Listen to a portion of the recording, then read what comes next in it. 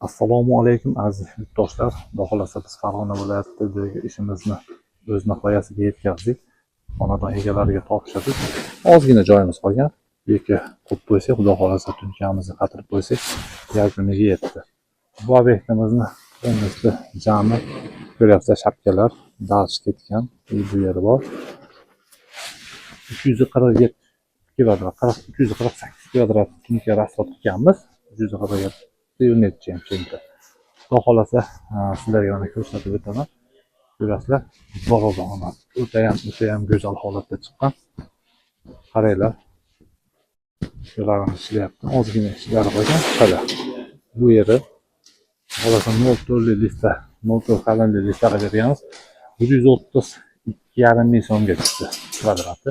Joyli kvadrat emas, list rasxod hisoblanadi. Ko'ringlar, bomba bo'lgan ishlarimiz.